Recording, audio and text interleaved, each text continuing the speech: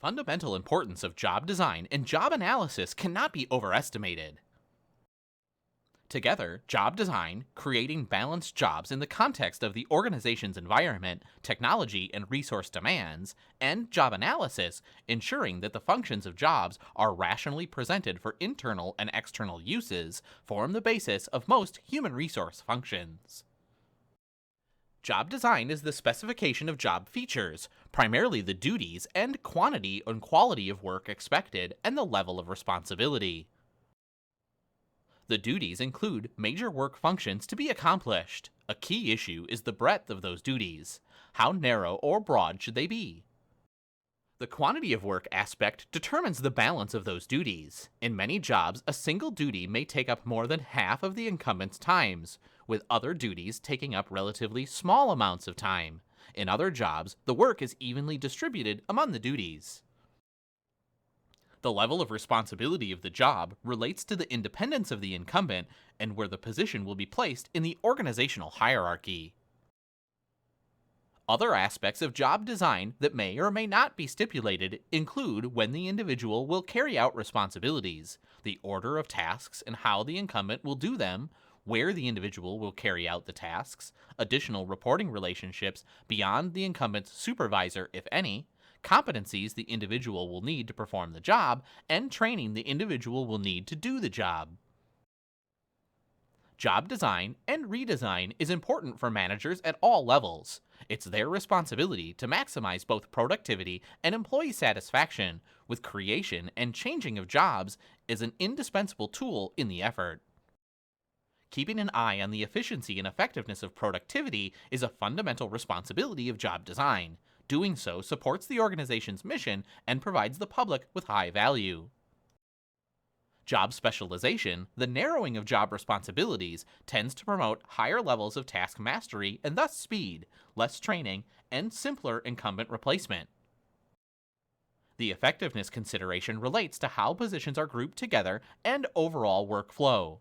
Ensuring that workflow among individuals and units is as rational, meaning smooth and optimal as possible, requires skillful process management. Perhaps the workflow has become suboptimal over time as people and technology have changed.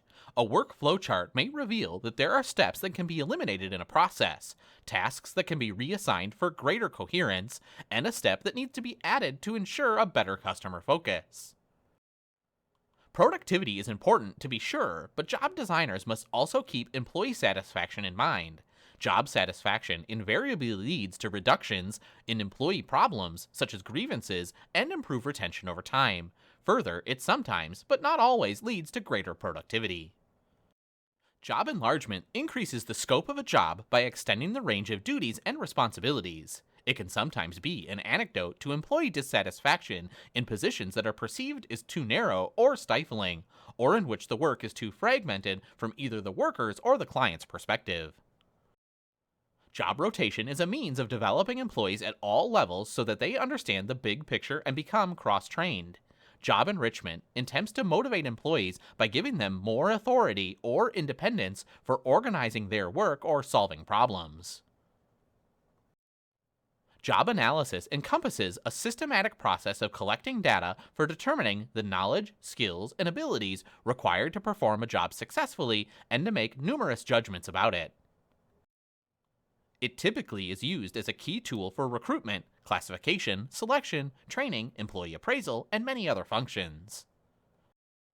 In terms of recruitment and position classification, job analysis provides up-to-date information for position announcements and through a rigorous basis for writing job descriptions and ranking jobs.